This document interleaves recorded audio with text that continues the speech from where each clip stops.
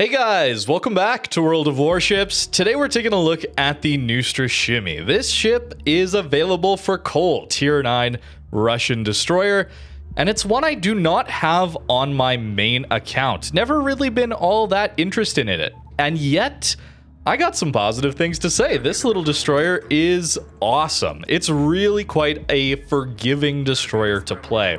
I think the DPM can feel a little lacking at times. There are some weaknesses, of course, but having a relatively large HP pool, insane concealment, and a Superheal means this ship is fairly comfortable to play. It forgives mistakes and allows you to apply a lot of pressure to the enemy team, take some hits, and still heal back from it. It's a very strong tier 9 destroyer, even though the absolute DPM of it is nowhere near something like a Friesland Groningen, for example. But that's okay. It doesn't need that. Not every ship needs to have the insane DPM. There are some strengths to these guns as well. But first, let's talk about the price. Because if anything's going to keep you away from this ship, it is certainly the absurd cost of this thing. 296,000 coal. Sure, you earn coal passively by playing the game, getting those more resources, containers, events, all that stuff.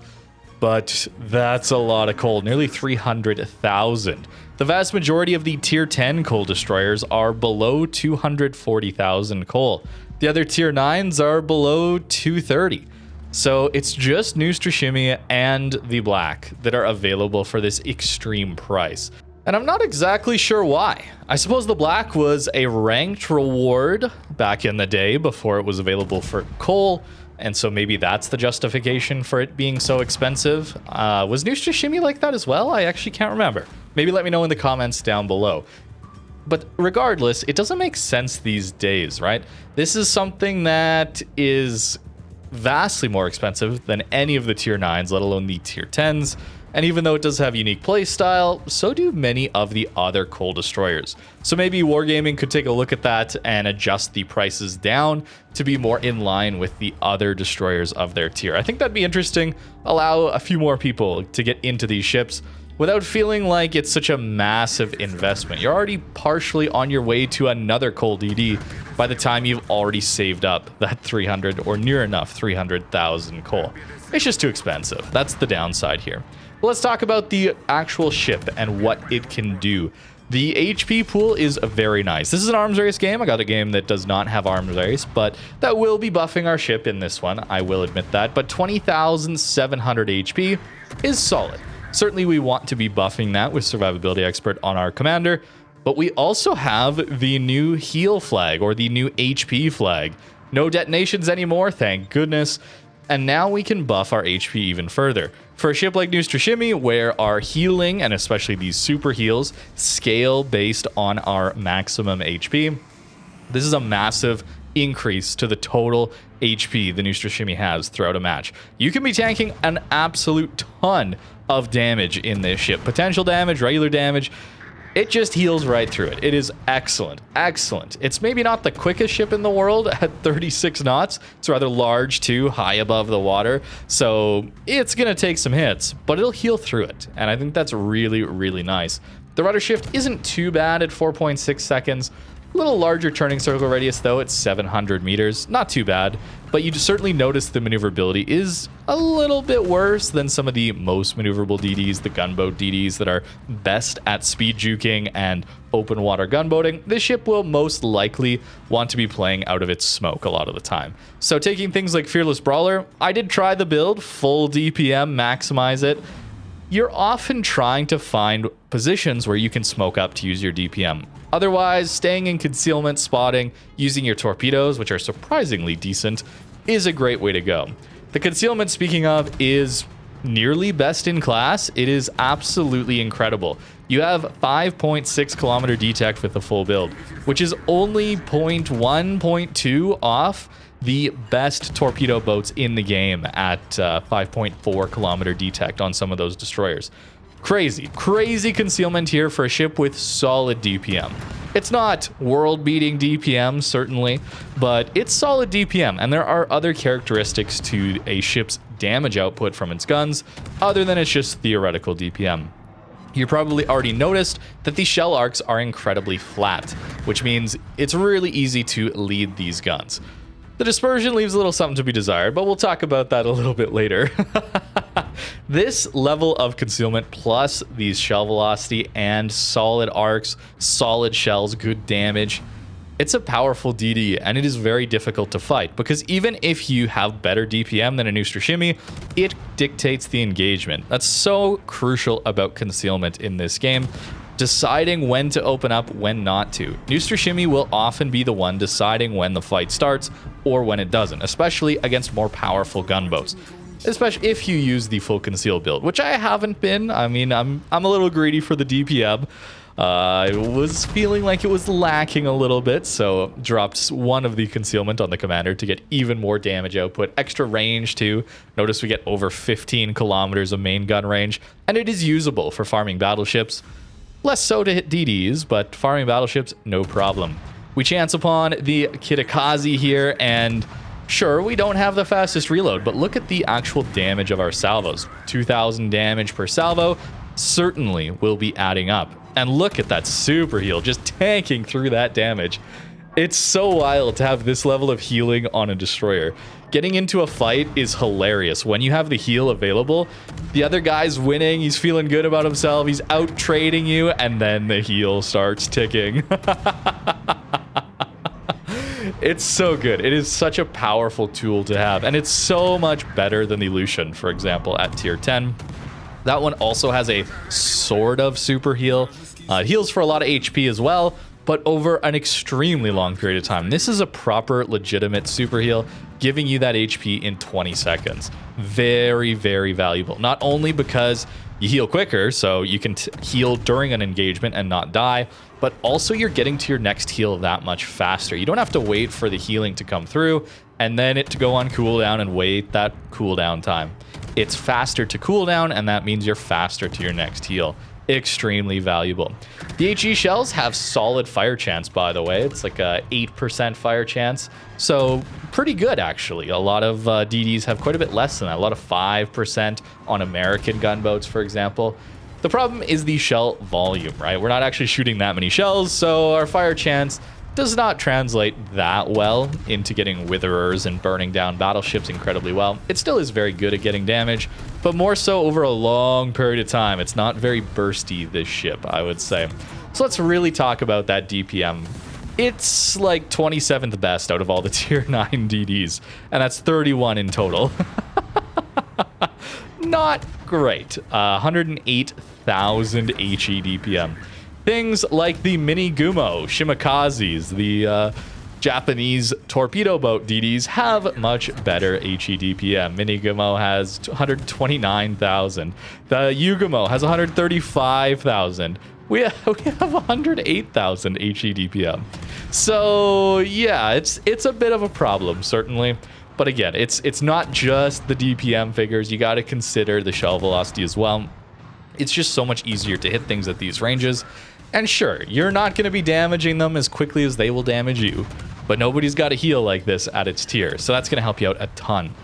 I also found, as I played it more, and thank you to those of you who told me as I was playing, that I should probably be using the AP more. Not only does it have higher DPM, as AP often will, 156,000, the alpha damage and pen especially is very good. So upper belts of battleships, cruisers as well, they will take massive damage from this armor piercing, and it is very, very good. As soon as I figured that out, or was told and then saw it, more likely, I got a little hooked on the AP. Maybe started using it a little too much, but it's very, very good. We notice the enemy black here on the enemy team is radaring us. That's why I left that smoke, by the way. As soon as my battleship support died and my teammates were pretty far away, I knew the DD was probably going to come charging in to use his radar, and we don't want to be caught in our smoke, spotted, well, that guy is not getting detected at all. So we leave our smoke, take the gunfight, and we live with a solid amount of HP left over. Certainly, it is nice to have all these buffs from the arms race game mode, but even without arms race, you can still do a lot of this. Up to nearly 100,000 damage, not incredible, but a lot of our damage this game has been to those destroyers. which is extremely valuable. The other thing to consider is nearly 2 million potential damage, 60,000 spotting damage. A lot of utility here. Not only are you great at spotting because of your concealment, but also you just live. This ship just does not die. So in situations where you're caught out and maybe taking a lot of damage, you're probably spotting a lot of the people shooting at you, maybe providing a lot of vision to your team, which is not ideal, but certainly is an advantage of this ship. We'll take out the Jaeger. Very scary torps on that one. That's why I stayed bow in. I should have realized or noticed a little sooner that he had used his torps on my teammates, so I could use all of my firepower. 3.7k. Yes, that is with one arms race alpha damage buff, but still, the absolute power of this AP is incredible. Kraken unleashed in this one. We brought the game back. It was looking a little bit dicey there. Certainly, the enemy team did have an advantage at the end there with more ships. But I think the extra buffs we had picked up certainly helped our team prevail.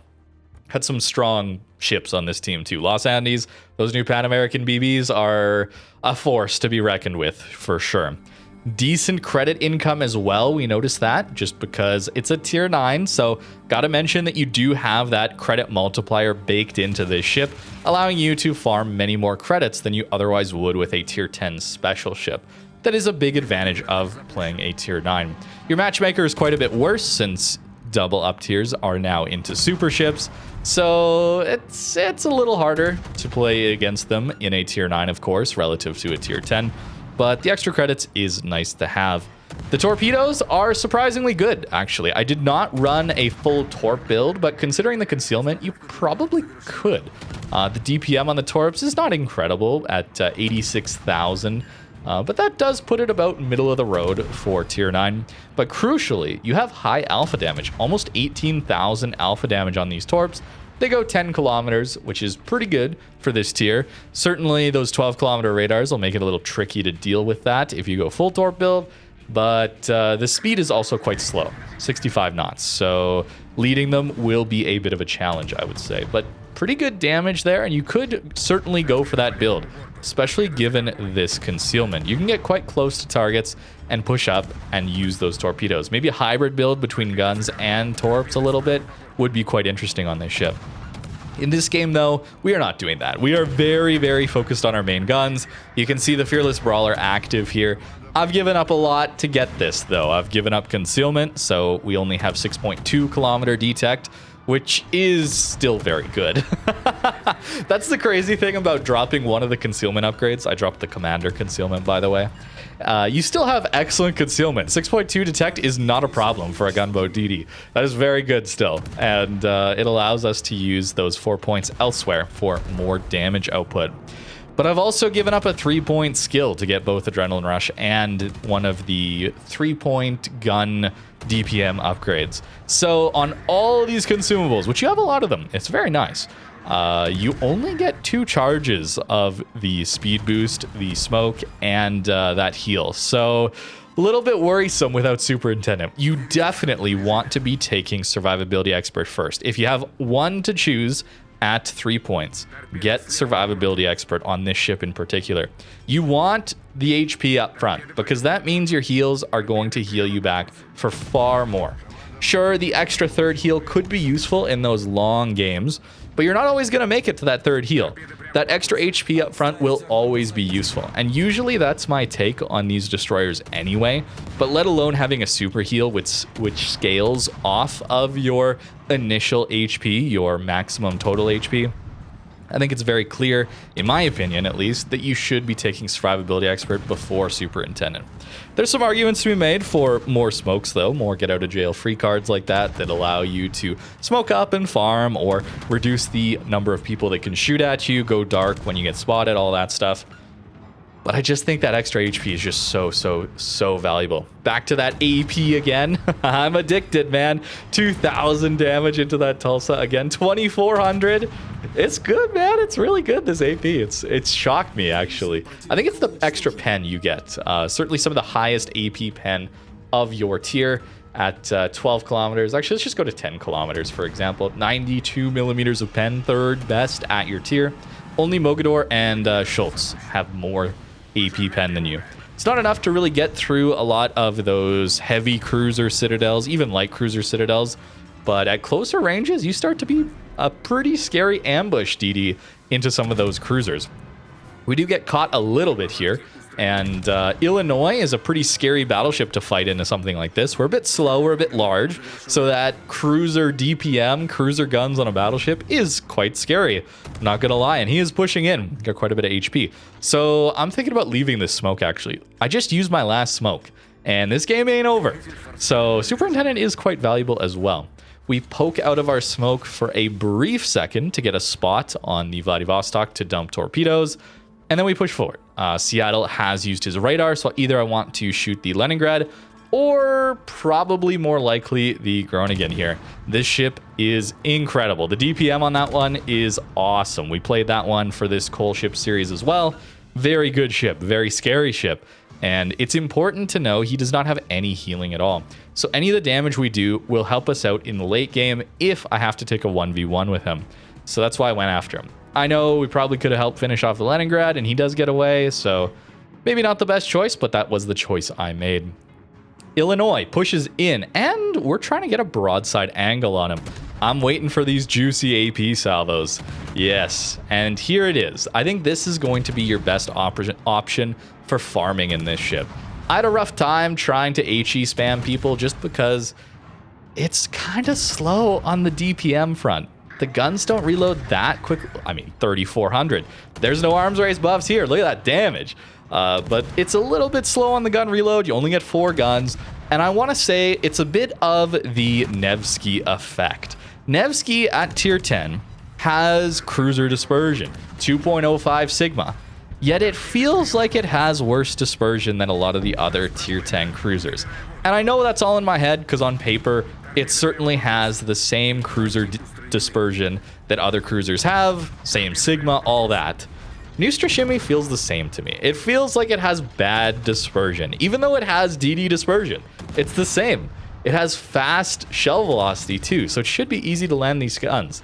And yet sometimes, I don't know, it just feels like the guns are a little bit cross-eyed.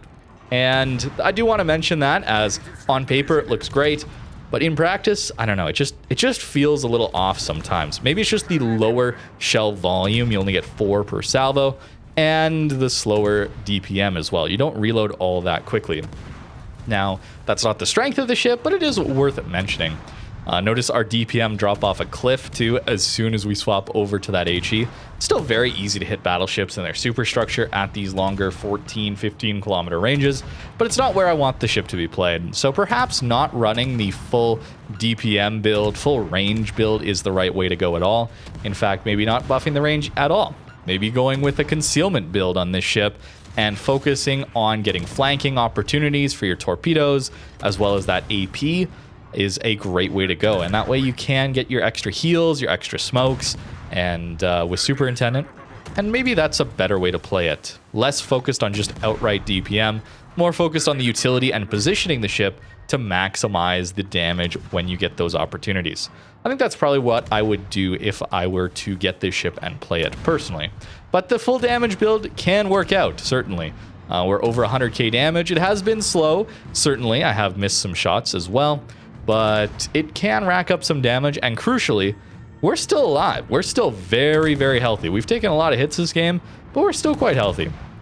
Already used up all of my speed boosts as well as my smokes though, so that extra Superintendent would help me quite a lot.